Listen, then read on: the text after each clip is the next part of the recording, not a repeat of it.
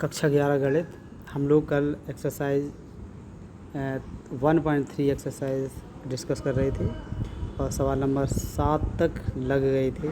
8वां सवाल देखिए, n निम्नलिखित में से प्रत्येक के लिए आप कौन सा सार्वत्रिक समुच्चय प्रस्तावित करेंगे। देखो ये जो शब्द दे रखा है ना, सार्वत्रिक यूनिवर्सल, कहने का मतलब ये है कि ऐसा ये सेट छांटना है जिसमें दोनों जितने अवयव दे रखे हैं वो सभी उसमें सम्मिलित हो जाएं। जैसे पहले उसमें दे रखा है समकोण त्रिभुज का समुच्चय। अच्छा, इसके लिए समकोण त्रिभुज के अंतर्गत जो आ जाएगा वो क्या आ जाएगा, केवल त्रिभुज आ जाएगा, क्योंकि त्रिभुज के अंतर्गत ही समकोण त्रिभुज आता है। दूसरा दे रखा है समद्विबाहु त्रिभुज का समुच्चय। इसमें भी जो सार्वत्रिक समुच्चय होगा वो भी त्रिभुज हो जाएगा। ठीक है।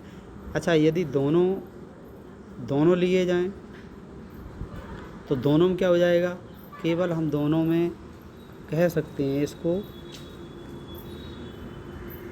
यह सभी त्रिभुजों के समुच्चय के अवयवों के अंतर्गत समाविष्ट है। मतलब दोनों जो पहला और दूसरा दे रखा है, एक तो समकोण दे रखा है और दूसरा समद्विबाहु त्रिभुज दे रखा है। अगर इसका यूनिवर्सल होगा, यू जो सार्वत्रिक समुच्चय अगर पूछा जा रहा है वो होगा, तो वो क्या हो जाएगा, समकोण समद्विबाहु त्रिभुज। ऐसा दोनों मिला के लिख सकते हैं। अच्छा, अब 9वां सवाल में देखिए। 9वां सवाल में उसने दे रखा है a बराबर 1 2 3 1 3 5 b बराबर 2 4 और 6 और c बराबर 0 2 4 6 8 प्रदत्त है। इन तीनों समुच्चय ए बी सी के लिए निम्नलिखित में से यूनिवर्सल पूछा है, सार्वत्रिक समुच्चय पूछा है। मतलब इन ए बी सी में सबको एक एक बार क्रम से लिखना है। अगर कोई डबल बार आता है, डबल का मतलब जैसे ए में 1 आ रहा है, मतलब कहने का जैसे बी में 2 आ रहा है और सी में भी 2 आ रहा है, तो केवल एक बार लिखना है बस। अब देखो ध्यान से, ए में पहले 0 आ जाएगा, 1 2 3 4 5 6 7 8 9 10 सभी में से एक एक बार लिख सकते हैं इसको। चलिए एक्सरसाइज ये 1.4 में यही पूछी गई है, सम्मिलित ज्ञात करना है। सम्मिलित ज्ञात करना है समुच्चय का, कहने का मतलब यूनिवर्सल यू ज्ञात करना है। ये यू जैसा दिख रहा है ना, ये वाला यूनिवर्सल। देखो कैसे निकालते हैं। x बराबर 1 3 5 और y बराबर ये 1 2 और 3। इनका x यूनियन y पूछा है, x यूनियन भी। जब यूनियन यू जैसा है इसको यूनियन पढ़ेंगे, यूनियन या सम्मिलन। अच्छा, इसको यूनियन जब पढ़ेंगे तो इन दोनों x और y के जो एलिमेंट हैं उनको एक एक बार क्रम से लिखना है, जैसे 1 2 3 5। अच्छा, भले ही इसमें x और y में एक एक है, लेकिन हमें लिखना केवल एक बार है, दोबारा नहीं लिखना है।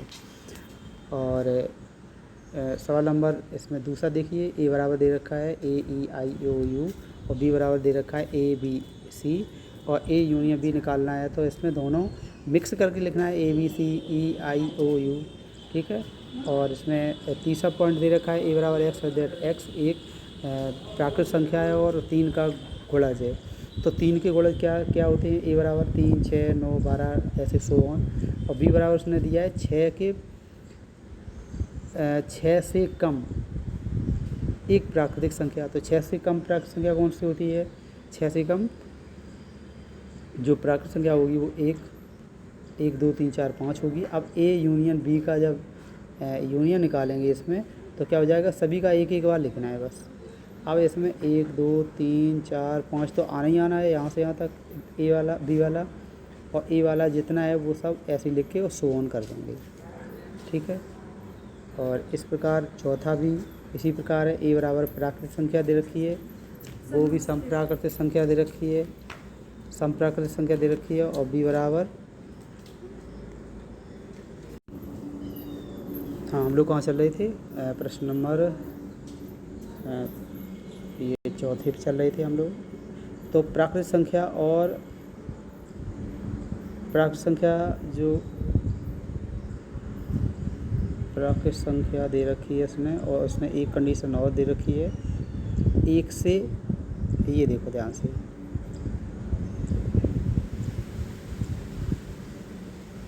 ये दे रखा है इसमें 1 से 6 तक,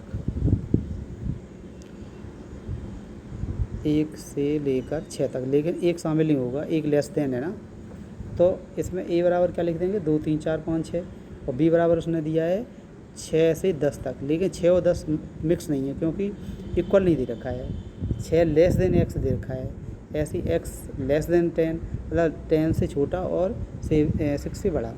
तो बी बराबर हो जाएगा 7 8 9। अब यूनियन निकालना है तो एक इनका दोनों का 2 3 4 5 6 7 8 9।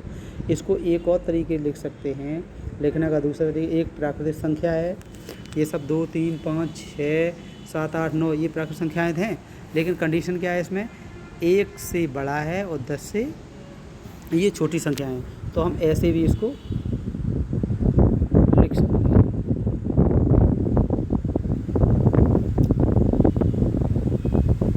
अच्छा, अब ये और दे रखा है 5वां, 1 2 3 और बी बराबर 5। तो 1 2 3 और 5 में यूनियन जब निकालेंगे तो सभी एक एक बार लिखना है, 5 लिखना नहीं है, क्योंकि 5 जो होता है वो वैसे भी आ जाता है, वैसे भी उसमें होता है, दिखता नहीं है। और दूसरा सवाल दे रखा है ए बराबर 1 2 बी बराबर 1 2 ए बी सी, तब ज्ञात करना है ए सबसेट बी, ए उप समुच्चय बी। तो ये सत्य है क्या, तो सीधी बात है, बी के अंतर्गत ही तो ए आ रहा है, इसलिए इसको हम ये वाली जो बात कही है उसने ए सबसेट बी, ये सत्य है। दूसरा उसने ए यूनियन बी पूछा है, तो ए यूनियन बी वास्तव में है किसके बराबर, ए यूनियन बी निकालोगे तो ए और बी के सारे एलिमेंट लिखोगे एक एक बार, तो ए बी सी, और वास्तव में ए बी सी है किसके बराबर, बी के ही बराबर है।